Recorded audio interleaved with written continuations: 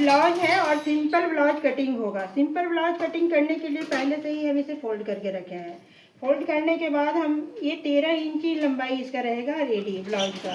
उसके लिए 15 इंच पर मार्किंग करेंगे। तो ये 15 इंच पर मार्किंग कर लिए।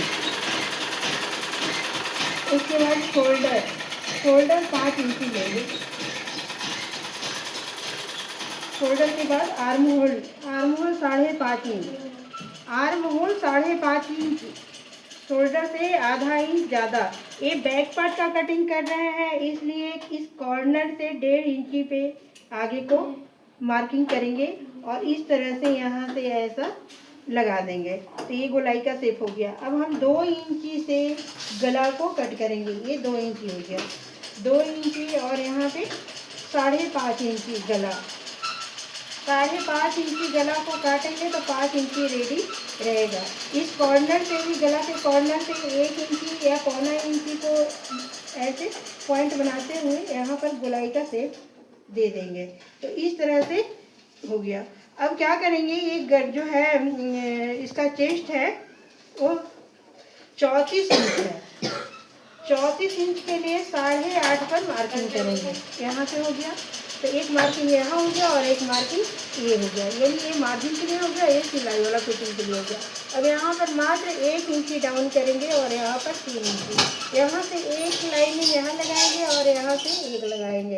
तो इस तरह से हमारा ये कटिंग हो गया। पर ये गला हम फ्रंट का कर दिए और ये बैक का। तो फिर यहाँ से इसे कर देंगे तो ये बैक फ्रंट का हो जाएगा, यानी आगे वाले पार्ट का हो गया इस तरह से। अब आगे वाले पार्ट को हम इस तरह से मार्किंग किए हैं और मार्किंग वाले लाइन पर ही कट कर देंगे।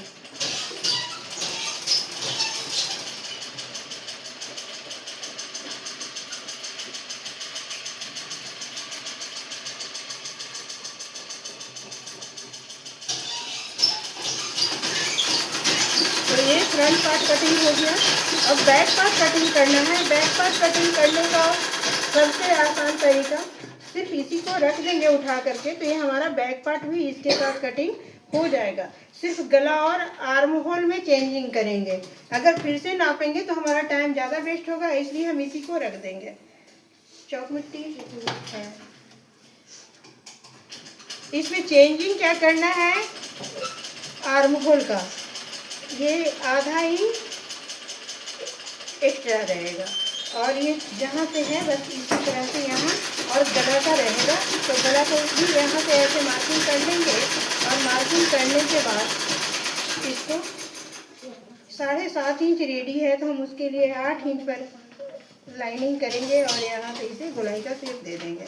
इसे भी 1 इंची अंदर की ओर और यहाँ पर 3 इंची। ये फिटिंग वाले लाइनिंग है और ये है, एक कटिंग वाला है और एक फिटिंग वाला है। अब हम इस पर कट कर लेंगे। तो ये बैक और ये फ्रंट हो गया। सबसे जल्दी कटिंग करने का बस यही तरीका है। इसे भी एक शेप दे दें ताकि पता चले कि यहाँ से ही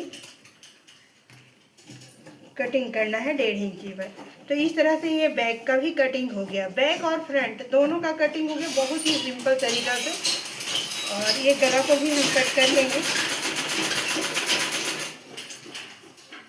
ये बहुत ही आसान तरीका से बहुत कम समय में कटिंग हो गया है। करना है, ये हो गया हमारा 7 इंच और यहाँ से ऐसे लगाएंगे, बॉक्स एक बना लेंगे और यहाँ से इस 3 इंची यहाँ से डाउन करेंगे, यहाँ से 2 इंची और वहाँ पर 3 इंची, इस तरह से करके ये हमारा बाजू हो गया। तो इस तरह से बाजू भी हमारा कट हो चुका है।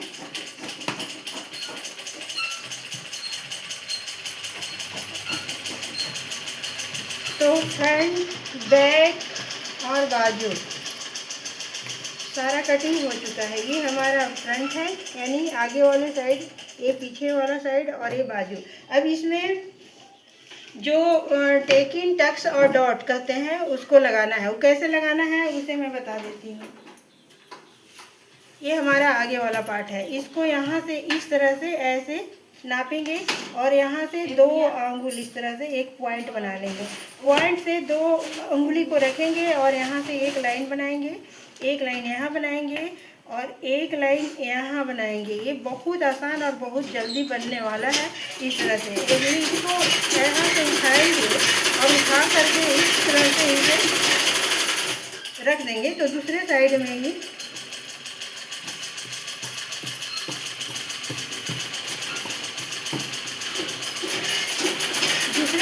भी हमारा हो गया। अब थोड़ा कम दिख रहा है, उसके लिए हम इसे डार्क कर लेंगे ताकि अच्छा दिखे। तो इस तरह से हमारा फ्रंट का हो गया। अब बैक में भी कैसे लगाना है, बैक में बस फ्री हैंड हम एक यहाँ से भी ऐसे और एक यहाँ भी ऐसे, इस तरह से ये बिल्कुल आसानी और बिल्कुल देहाती तरीका में ये कटिंग हो गया। इसमें ज़्यादा नाप तोल भी मैंने नहीं बताई और ना ही इसमें ज़्यादा कुछ करने की ज़रूरत है। बस इसका टेकिंग पर सी लेना है, इस पर भी सी लेना है और गला और बाजू को लगा लेना है। इस तरह से हमारा कटिंग पूरा हुआ। Thank you.